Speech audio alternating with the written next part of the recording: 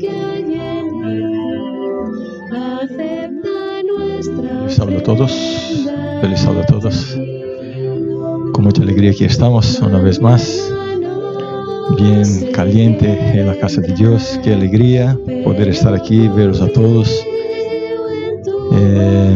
Estamos intentando llegar a los que no están en la iglesia a causa de diversas razones, ¿no? Cuidados o lluvia, lo que sea. Estamos intentando llegar a eso también a través de la internet.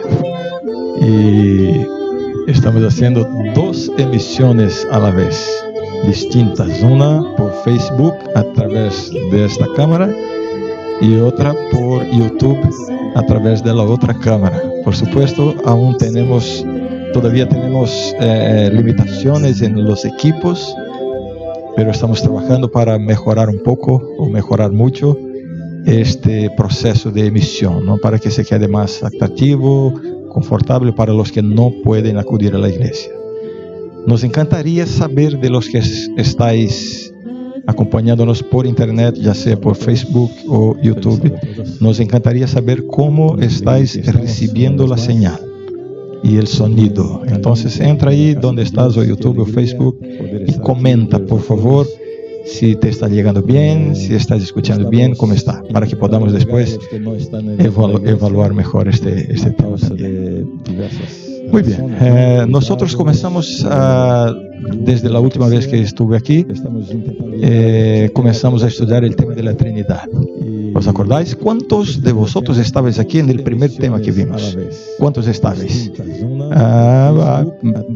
Pienso que muchos no estaban cuando comenzamos el tema sobre la Trinidad. Por supuesto, la doctrina de la Trinidad es uno de los temas más importantes, ¿no? Vitales de la Biblia.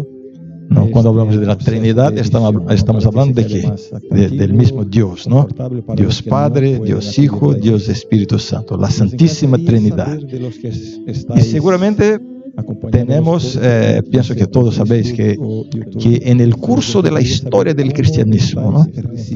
En el curso de la historia ha habido muchos debates y muchas controversias en cuanto al tema de la Trinidad. No, esto remonta a los primeros siglos de la historia del cristianismo, ¿no?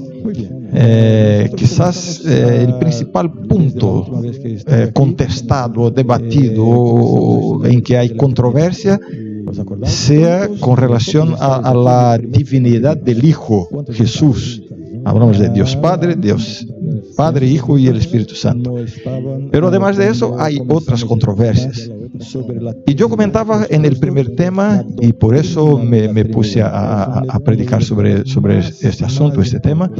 Yo comentaba que en la misma iglesia adventista no tenemos algunos debates, no en el nivel oficial de la iglesia. No, la iglesia adventista tiene una comprensión bíblica muy clara, muy definida, muy bien establecida, ¿no? Esto está, incluso hace parte de nuestros libros oficiales, ¿no? Del manual de la iglesia, del libro de las 28 creencias fundamentales de la iglesia adventista. Y está el tema de la Trinidad, la doctrina de la Trinidad, de una manera muy clara, muy bien explicada y muy bíblica. Pero hay por aquí, por ahí, personas que no consiguen comprender y cuestionan, ¿no? Intentan poner otras comprensiones que no es exactamente como comprendemos que está en la Biblia, ¿no? Entonces, cuando comencé a ver, yo comentaba en el primer tema, hay que encender.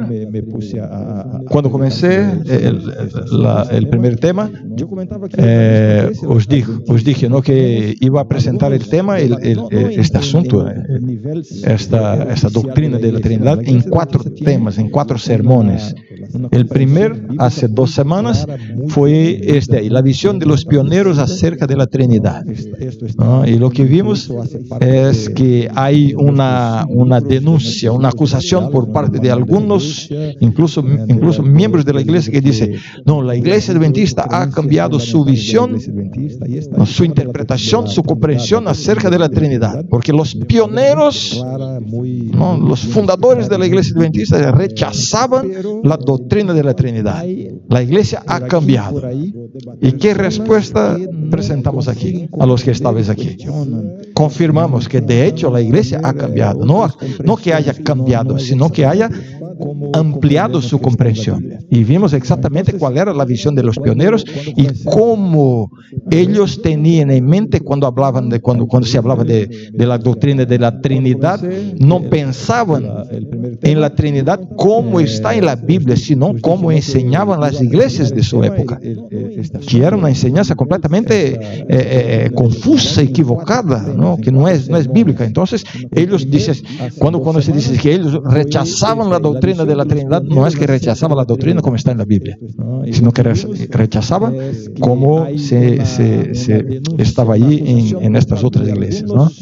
Bien, y hablamos sobre eso y vimos cómo la comprensión adventista se ha ampliado, ¿no?, incluso o especialmente las declaraciones de Elena de White, ¿no?, en sus escritos.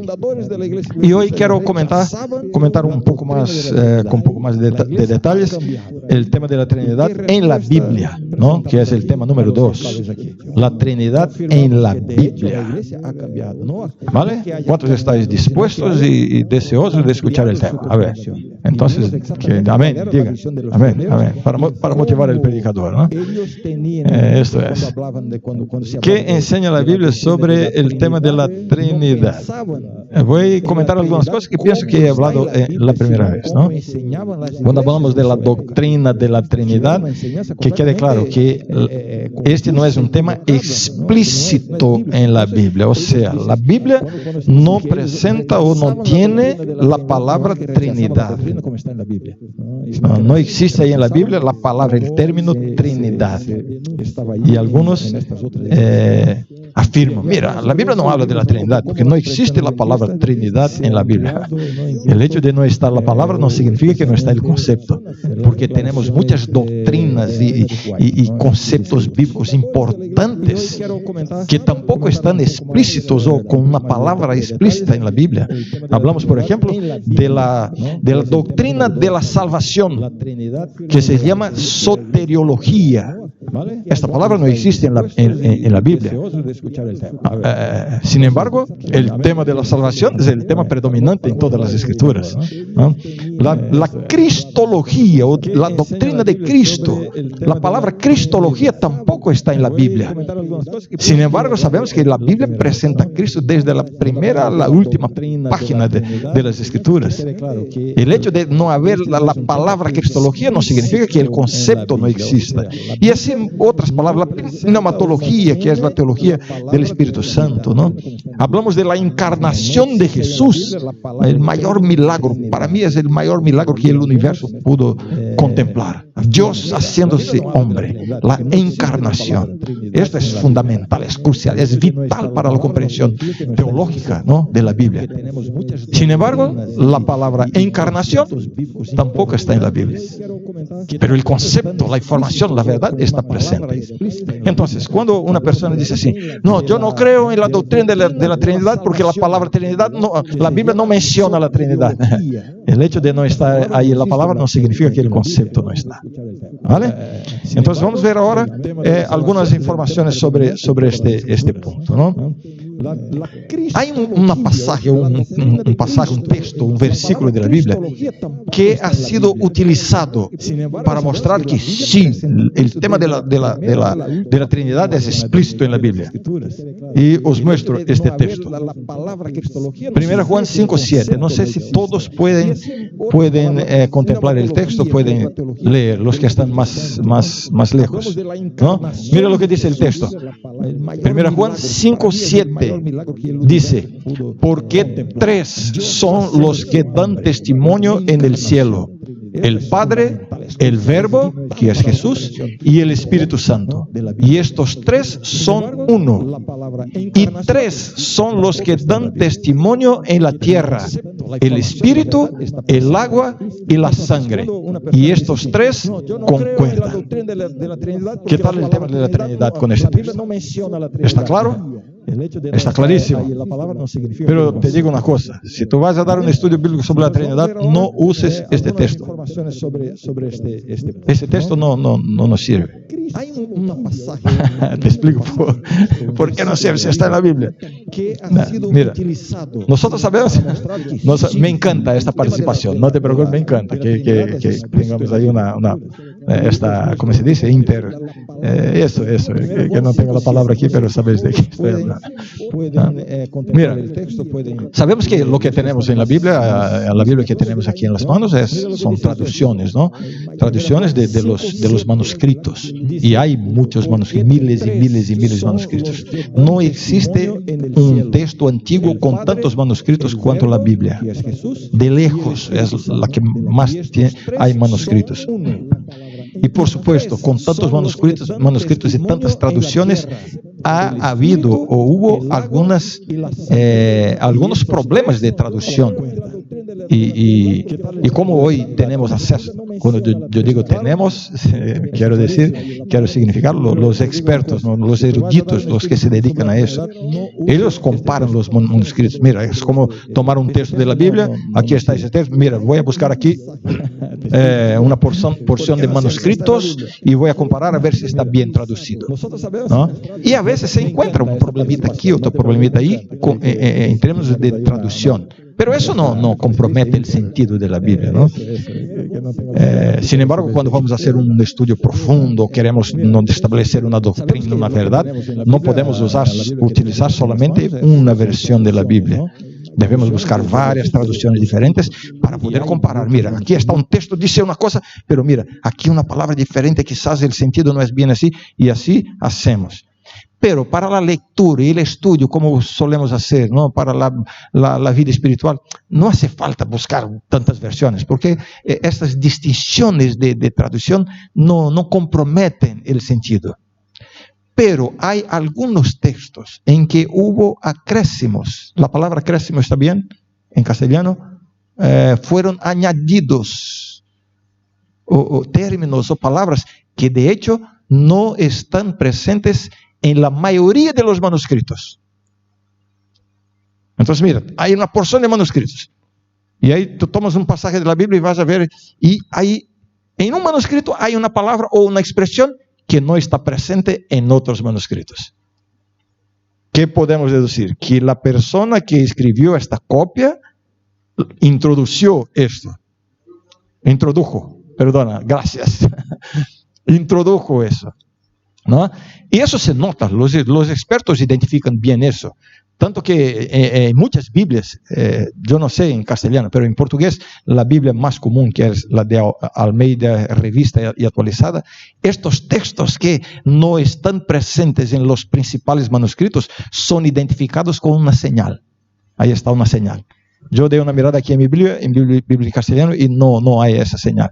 Entonces os digo lo siguiente: este texto tiene una parte que no está en los principales manuscritos.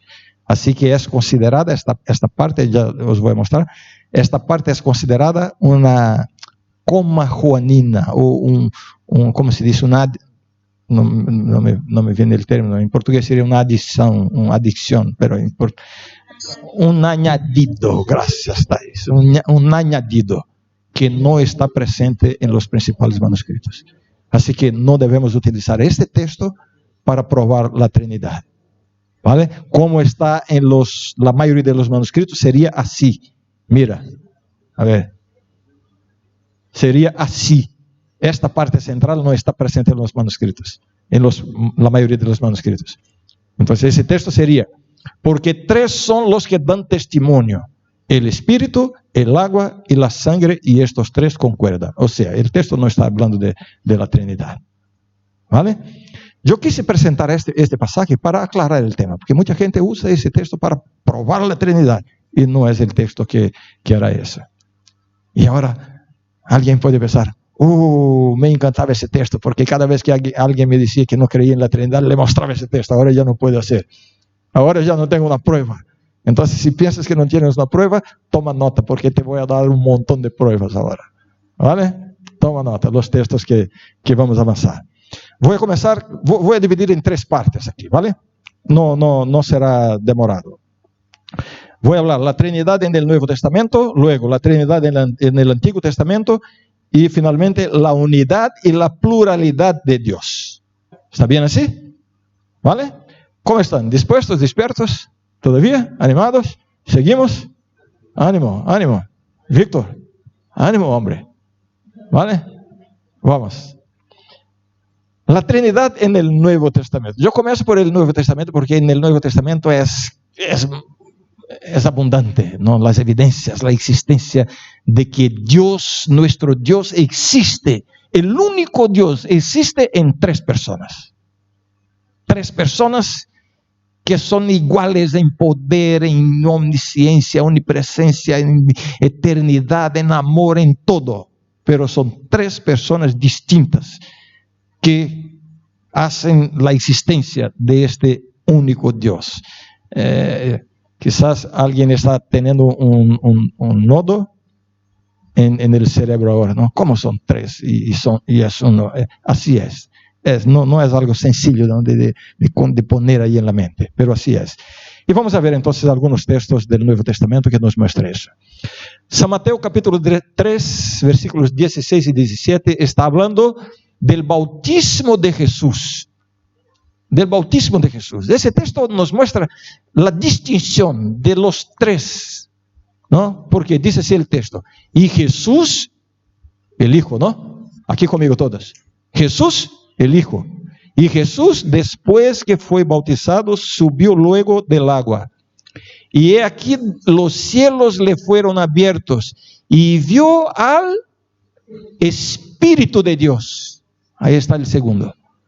Que descendía como paloma. Mira, no era una paloma, sino como paloma, ¿no? Y venía sobre él. ¿Sobre él quién? ¿Sobre él quién? Sobre el Hijo, sobre Jesús, ¿no? Y hubo una voz de los cielos que decía, este es mi Hijo. Mira, si está diciendo, este es mi Hijo, perdona, el sonido de Facebook se fue ahora. A ver, Thais. Ahí está. Y hubo una voz de los cielos que decía, este es mi Hijo.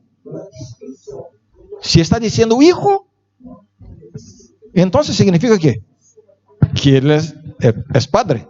Ayúdame, Rubén. Este es mi Hijo amado en quien tengo complacencia. ¿Podéis ver ahí las 3 personas? ¿Sí? Entonces la idea de que, no, mira, son 3, porque algunos intentan explicar la Trinidad así, no, es una sola persona, pero con manifestaciones distintas. Hay momentos que se manifiesta, se presenta como Padre. Hay momentos que se manifiesta, se presenta como Hijo. Hay momentos que se presenta como el Espíritu Santo, pero es una sola persona. Y ahí en el bautismo de Jesús vemos claramente que hay 3, porque los 3 se presentan a la vez. ¿Está bien así? ¿Está claro? Bien, este es un texto muy claro, ¿no? Hay muchos textos, yo he elegido los principales, ¿no? Para no tomar tanto tiempo. San Mateo 28, 19 dice, por tanto, id y haced discípulos. ¿Quién está diciendo eso? El mismo Jesús, ¿no? La gran comisión, cuando Jesús, ¿no?, está empujando a sus discípulos a la misión. Y dice, por tanto, id y haced discípulos a todas las naciones, bautizándolos en el nombre del Padre y del Hijo y del Espíritu Santo. ¿Qué es el bautismo? Sino que una alianza, un concierto, ¿cómo se dice? Un contrato entre el pecador y Dios. Ahí hay un compromiso, Cuando nos entregamos a Dios a través del bautismo, estamos públicamente declarando que aceptamos la salvación, que aceptamos a Jesús y asumimos un compromiso con Dios. Y a la vez Dios está asumiendo un compromiso, ¿no?, de bendecir, de dar poder, de perdonar, de guiar, de todo lo que dice la Biblia sobre el camino de la salvación. Es un concierto, una alianza hecha entre el pecador y Dios. Por eso, así dice, ¿no?, bautizándolos en el nombre. Y ahí está el compromiso de Dios. Por eso se presenta Dios, es como un contrato, que ahí al fin del contrato tú tienes que firmar, ¿no? Entonces el bautismo es un contrato que Dios está firmando. Nosotros firmamos cuando entramos en el agua. Y Dios firma a través de su promesa. Y Dios firma en las tres personas de la divinidad. No es un compromiso solo del Padre, o solo del Hijo, o de dos. No. Es un compromiso de toda la divinidad. Por eso, en el nombre del Padre, y del Hijo, y del Espíritu Santo. Dios en tres personas. ¿Claro? Aquí está una bendición apostólica, como llamamos, ¿no? El apóstol Pablo solía, cuando terminaba sus cartas, en la mayoría de sus cartas, hace una bendición, ¿no? Es como decimos aquí, mira, me estoy yendo, adiós, Dios te bendiga, una despedida y una bendición. Esto está presente en varias cartas del apóstol Pablo, ¿no? Y le cogí esta de 2 de Corintios, capítulo 13, versículo 13, en que Pablo dice así: la gracia del Señor Jesucristo, el amor de Dios y la comunión del Espíritu Santo sean con todos vosotros. Amén. Una vez más, vemos que la Trinidad presente ahí, ¿no? Cuando hablamos de la Trinidad, siempre pensamos el Padre, el Hijo y el Espíritu Santo. Padre, Hijo y el Espíritu Santo. Y a causa de esa secuencia, mucha gente a veces tiene la tendencia de establecer una jerarquía. No, el Padre viene primero porque es el más importante. Después el Hijo y finalmente el Espíritu Santo. No hay jerarquía aquí. No hay. Y la prueba es que la Trinidad es mencionada en la Biblia, los tres, en varias secuencias. No es necesariamente en esa secuencia: Padre, Hijo y el Espíritu Santo. En esta bendición mismo podéis ver, comienza con ¿quién? Con el Hijo. Sería como el Hijo, el Padre y el Espíritu.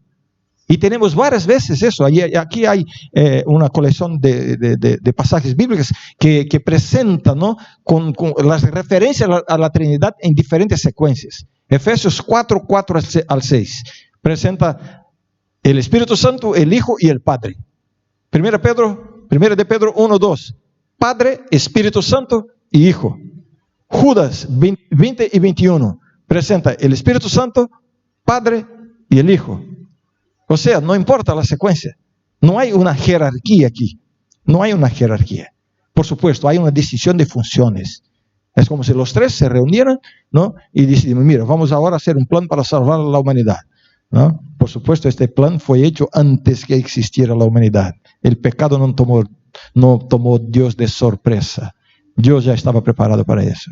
Pero es como si fuera así. No, vamos ahora a compartir las funciones aquí, ¿no? Definir las funciones. Y uno se quedó como, no sé cómo podría decir, como el supervisor del plan. El otro vino a nacer y pagar el precio del pecado. Y el otro asumió la función de aplicar lo que fue hecho por el Hijo, ¿no?, de tocar en el corazón de las personas, de sensibilizar, de conducir el Espíritu Santo.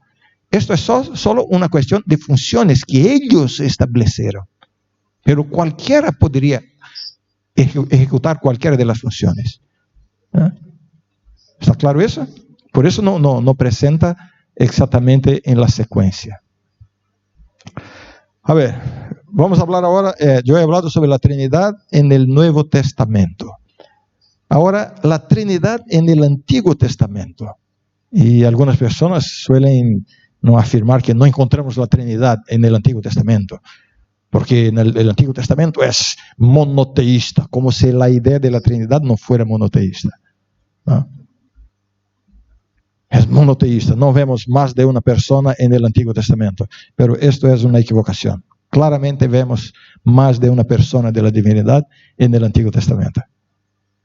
¿Queréis ver? Comenzamos con el primer versículo de la Biblia. ¿Cuál es el primer versículo de la Biblia? Génesis 1:1. ¿Queréis abrir en vuestra Biblia? Yo voy a presentar aquí en la pantalla también, pero hace bien, ¿no? Abrir la Biblia y dar una mirada ahí. Génesis 1:1.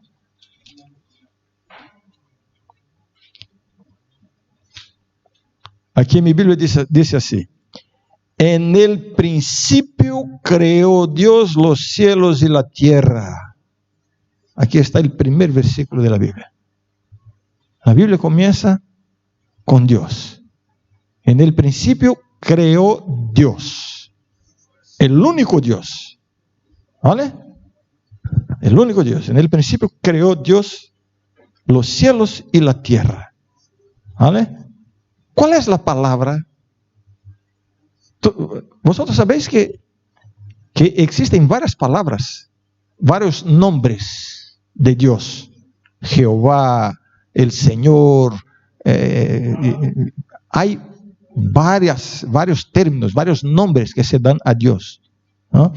Y aquí se usa una palabra que se refiere a Dios y que es traducida para nuestros idiomas como Dios. Pero en el original, en el hebreo, ¿cuál es la palabra? ¿Cuál es el nombre de Dios en ese texto? El nombre de Dios es Elohim. Elohim. Elohim es Dios en el plural. Es el plural de Eloha. Esto denota o muestra que Dios es un ser plural. ¿Está claro eso? Elohim es la palabra que es usada ahí.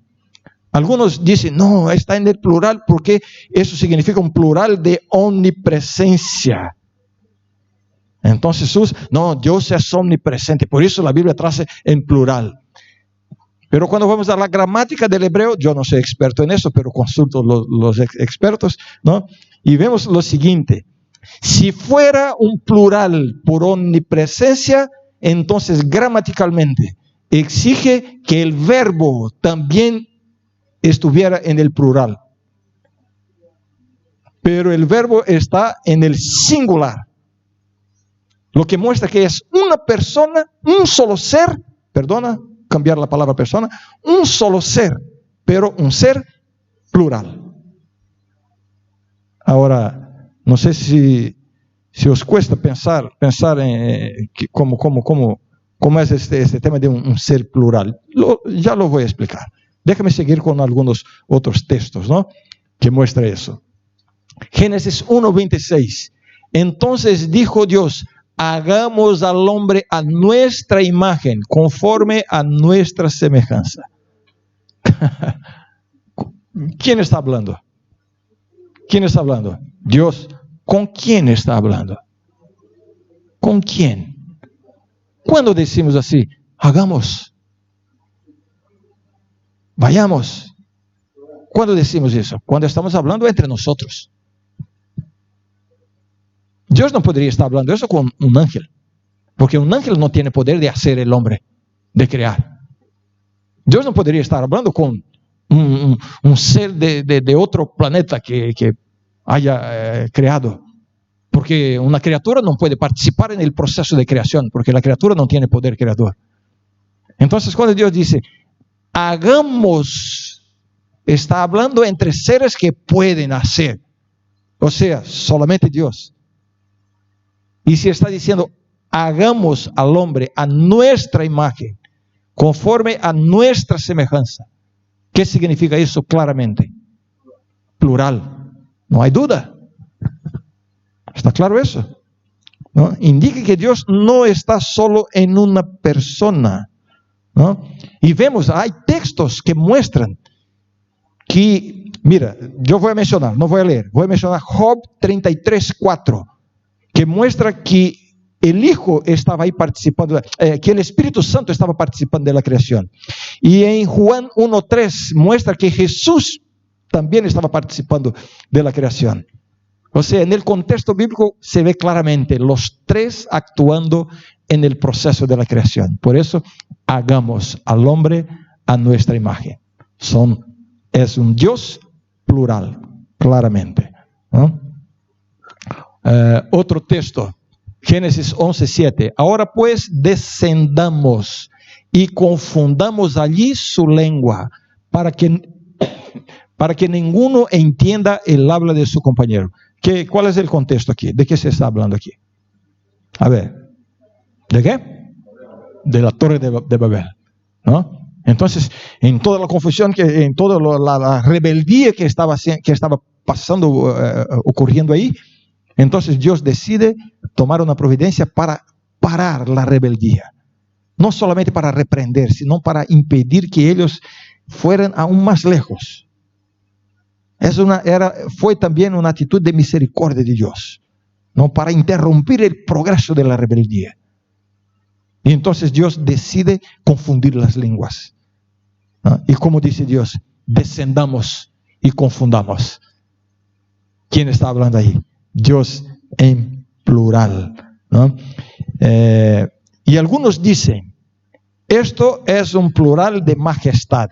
Mira, yo estoy presentando aquí los argumentos y los contraargumentos, ¿no? Lo que dicen los que no quieren aceptar la doctrina de la Trinidad. En el texto anterior, yo dije que se habla de que es un plural de omnipresencia. Y ya les mostré que no puede ser a causa del verbo que está en el singular. Y ahora, en cuanto a este texto, algunos dicen, no, esto es un plural de majestad. Porque un rey a veces dice, no, nosotros, pero está refiriéndose solamente a sí mismo. Es un plural. Y este plural de majestad, no sé si se puede decir en castellano, plural majestático. Se dice así en portugués, pienso que sí. No, plural majestático. Existe en algunas literaturas antiguas. Se ve ahí a veces plurales, referencias con plural majestático. Entonces algunos toman este texto y dicen, no, aquí está en el plural porque es un plural majestático, no que Dios sea más de una persona. Pero mira, no podemos imponer a la Biblia lo que la Biblia no tiene. ¿Por qué?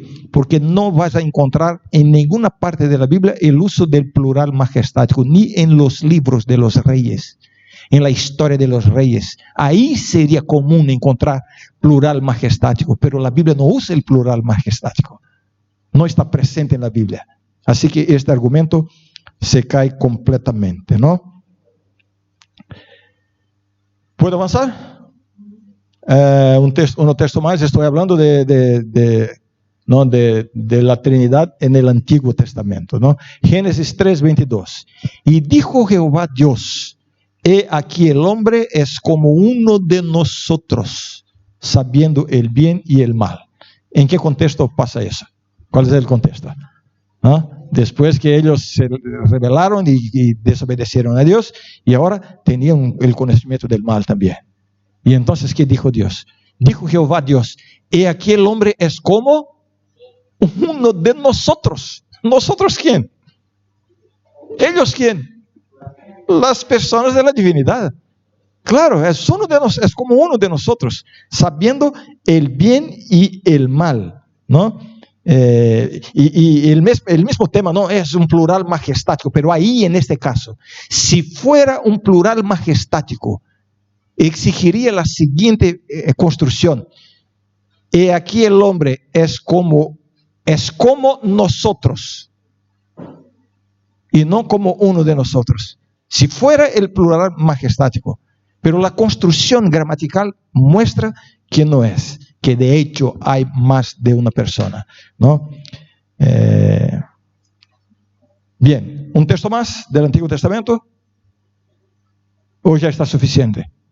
No quiero cansaros. ¿Puedo seguir? ¿Sí? Vale. Isaías 6:8.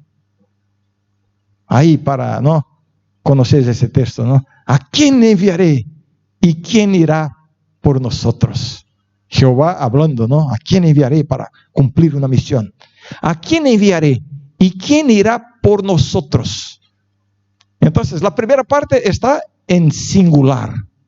¿A quién enviaré y quién irá por nosotros? Claramente, un Dios único, pero un Dios plural. Eso se ve en estos textos.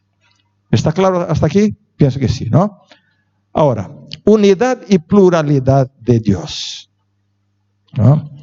Entonces, ahí está un texto clásico, ¿no?, de la Biblia, que es Deuteronomio 6:4. Jehová nuestro Dios, Jehová uno es. Y ahora, bien, yo sé que ya he comentado, no es fácil, ¿no?, poner en la mente esta cosa de 1 y 3, 3 y 1, 3 en 1, no es 3 en 1, no es fácil, ¿no? La ilustración, ¿no?, que ya dieron en el pasado, que sería más o menos así: comprender claramente la persona de Dios, o el tema de la Trinidad, ¿no?, la divinidad, comprender completamente, plenamente, sería como tomar todo el agua del océano, del mar, de todo, y ponerla en un vaso. El vaso sería nuestro cerebro. Y el agua del océano es la divinidad. No cabe, no hay espacio, ¿no? Pero tenemos estas pistas, ¿no?, estas indicaciones. Y este texto es el texto que claramente defiende bíblicamente, ¿no?, el tema de que Dios es único, ¿no? El cristianismo, el judaísmo, ¿no?, el islamismo son religiones monoteístas. Y este texto es fundamental. Jehová nuestro Dios, Jehová uno es. ¿Vale? Ahora, no sé si podéis notar, yo puse el 1 en, ¿cómo se dice? En negrita. En negrita, ¿no? Y aquí os pregunto, ¿cuál es la palabra original en hebreo que es traducido por uno? Es importante. Es importante. La palabra es Echad. Echad significa uno, pero uno de varias partes. Uno de varias partes. ¿Vale? Yo tengo aquí a mi frente un matrimonio, ¿no? ¿Son cuántos? ¿Son cuántos? Javier y Ana. ¿Uno o dos? Aquí está, Javier y Ana. Es un matrimonio, pero hay dos personas. Es plural, pero es singular también. Claro. Entonces, cuando digo, aquí está un matrimonio, si yo fuera a decir esto en hebreo, la palabra un matrimonio sería Echad. ¿Por qué? Es uno, porque es solo uno matrimonio. No hay dos matrimonios aquí, hay uno matrimonio. Pero un matrimonio significa plural.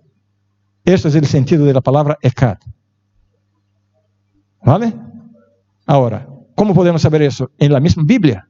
Por eso la Biblia hay que explicarse a sí misma, ¿no? Entonces, mira, tengo aquí dos otras. Solo traje, puedo decir, traí, solo traje, perdona. Traje. Para mí traje es esto que estoy usando.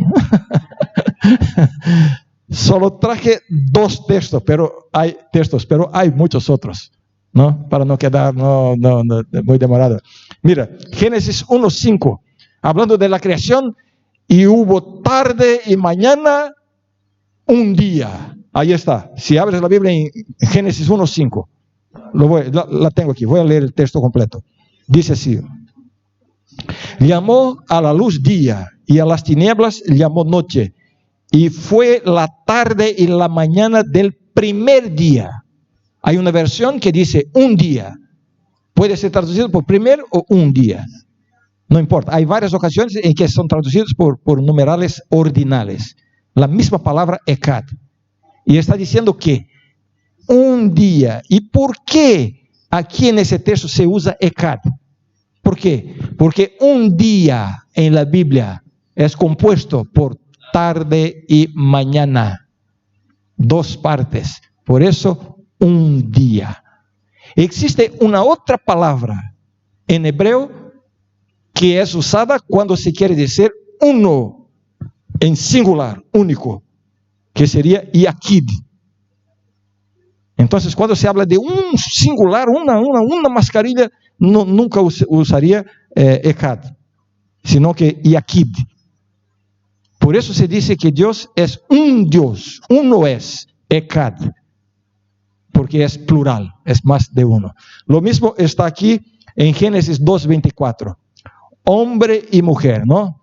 Dejará el hombre su padre y su madre, se unirá a su mujer y serán los dos, ¿cómo se dice? Una sola carne. La palabra una es la traducción del mismo término que está aquí en Deuteronomio 6:4, refiriéndose a Dios. Jehová nuestro Dios, Jehová uno es. Hombre y mujer, una sola carne. ¿Es una carne? ¿Es una sola? ¿O es más de una? Es una, pero es plural.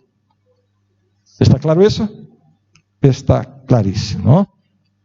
Ahora la pregunta es la siguiente. Bien, en el Nuevo Testamento está claro. Vimos claramente los tres, ¿no? Padre, Hijo y el Espíritu Santo. Ahora, aquí estamos viendo que el Antiguo Testamento está hablando de Dios plural. Pero en el Antiguo Testamento encontramos los tres. ¿Encontramos los tres? Os digo, sí. O sea, pluralidad de cuántos en el Antiguo Testamento. Y ahí hay un texto que es demolidor, ¿no? Isaías 48:16. Es importante para comprender bien este texto, leer el capítulo entero. Cuando comienzas ahí en el capítulo 48 de Isaías, tú vas a ver que Jehová está hablando. Él está hablando. El que habla es el mismo Jehová. Y va hablando, va hablando. Y en el versículo 16, Jehová está hablando. Y dice, acercaos a mí, oíd esto. Desde el principio no hablé en secreto. Desde que eso se hizo, allí estaba yo. ¿Yo quién? Jehová, Él está hablando, ¿no? Y ahora me envió Jehová el Señor. Hay otro Jehová. Y su Espíritu. ¿Ves ahí los tres actuando? Y ahí, aquí podemos ver lo siguiente, que el mismo Hijo es llamado también de Jehová en el Antiguo Testamento. Jehová no es un nombre solamente para Dios el Padre, sino que es un nombre para la divinidad que puede ser usado incluso para el Hijo. En este caso aquí de Isaías, es presentado como Jehová que está hablando, pero en el versículo 16, tú notas que el que está hablando es el Hijo. Y el Hijo está diciendo, y ahora me envió Jehová el Señor y su Espíritu. O sea, una actuación conjunta de las tres personas de la divinidad. Aquí en el Antiguo Testamento. Este texto es muy bien explicado para los que quieren encontrar una explicación mejor. Está muy bien explicado, así como estoy haciendo, en el comentario bíblico adventista. Y ahí hay los detalles mayores sobre ese texto. ¿Vale? Bien. Pienso que aquí ya es suficiente para tener todas las pruebas, las evidencias bíblicas de que nuestro Dios es uno, pero uno en tres personas, compuesto. ¿Ah? Ahora os comento, déjame salir de aquí, os comento una otra evidencia que no es explícita, sino que es implícita. Y quizás sea la mayor evidencia de todas, de que Dios tiene que ser plural. Tiene que ser plural. ¿Cuál es la definición bíblica de Dios? Hay un texto de la Biblia que dice que Dios es, la definición bíblica de Dios. Dios es amor. Dios es amor. Esa es la más hermosa definición de Dios. Muchas veces pensamos en Dios como un ser tirano o que nos está fiscalizando, observando, buscando motivos para condenarnos. Mira, todos aquí conmigo.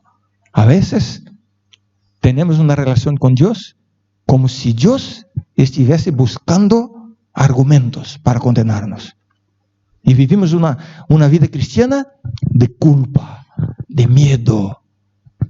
Y nos podemos obedecer a las cosas de Dios, nos podemos ir a ayudar a la iglesia, a hacer todo lo que la religión pide, pero con ese sentimiento de que Dios hay que aprobarme, ¿no? Un sentimiento de que Dios me está fiscalizando, buscando motivos para condenarme. Eso significa que no comprendemos bien la definición bíblica de Dios. Dios es amor. Dios es amor. ¿Qué significa eso?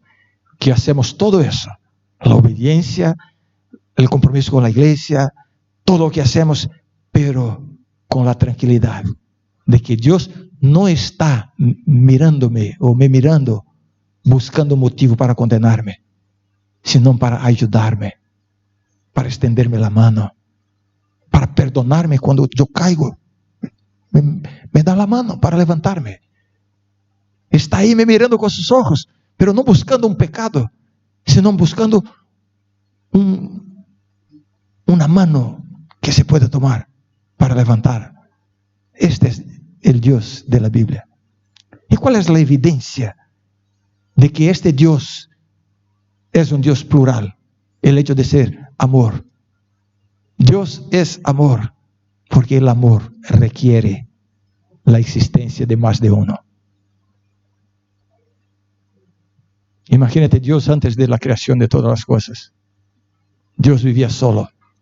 ¿Y Dios ya era amor?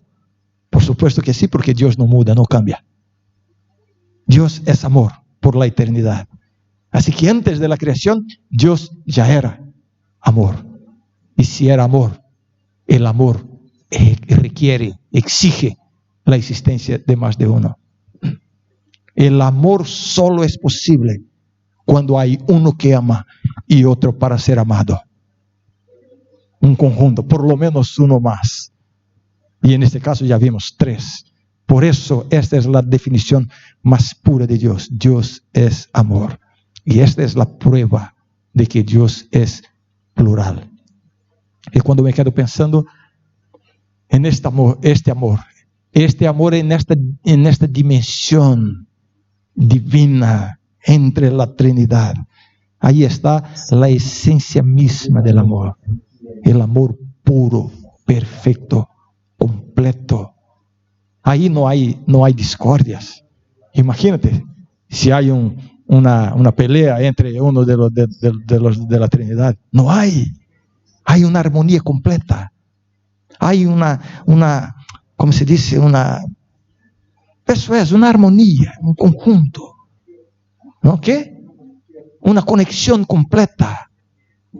Y ahí me acuerdo cuando Jesús ora al Padre y le pide al Padre en favor de sus discípulos. Y que dijo Jesús en su oración: Padre, que ellos sean uno, como nosotros lo somos. ¿Qué significa eso, hermanos? Significa que la existencia de la Trinidad es la gran motivación que tenemos para vivir en amor entre nosotros. Armonía, actitud de perdón, de aceptación. No significa que no habrá diversidades. No significa que no habrá diversidades de pensamientos, de interpretaciones, de comprensiones. Pero estamos unidos en el amor. El amor de Dios requiere, exige esta armonía entre nosotros. El amor exige disposición para perdonar. ¿Hace cuánto tiempo que traes en tu corazón un resentimiento, un rencor contra alguien? Quizás aquí de la iglesia, de tu familia de la fe. ¿Tú quieres vivir el amor de Dios con esta actitud? No se puede. No se puede. Tenemos que ser más comprensivos, más abiertos, ¿no? Amarnos más entre nosotros, perdonarnos entre nosotros. Porque esta experiencia es el verdadero testimonio de que Dios ha enviado a su Hijo. Porque esta fue la oración de Jesús. Que ellos sean uno para que sepan que tú me has enviado. O sea, el testimonio que podemos dar al mundo de que Jesús es el Hijo de Dios, el Salvador, es aquel que vino para morir en nuestro lugar. El testimonio que podemos dar, el verdadero testimonio, no es otro, sino el amor entre nosotros. Cuando alcanzamos esta experiencia, mira, no podemos imaginar lo que Dios podrá hacer por esta iglesia. No podemos imaginar. Estará completamente desobstruida, desimpedida para la manifestación del poder de Dios. Así que te invito a ti, y me estoy invitando aquí internamente a mí mismo, ¿no?, a solucionar todas las cuestiones que de alguna manera están impidiendo este amor, esta unidad que debemos tener entre nosotros. Que el Señor nos bendiga y nos dé esta experiencia. Amén. Amén.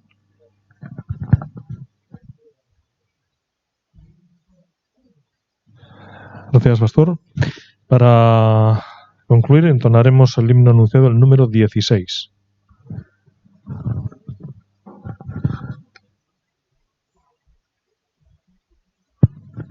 Yo no sé si conocéis este himno.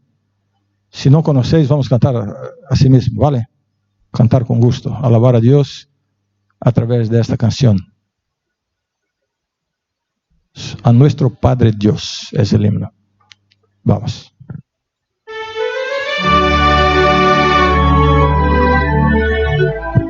¿Conocéis el himno?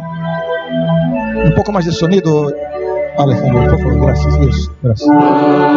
Nuestro Padre Dios, alcemos nuestra voz, gloria a Él. A nuestro amor que Dios, al Hijo demoró, en quien confiamos hoy. Gloria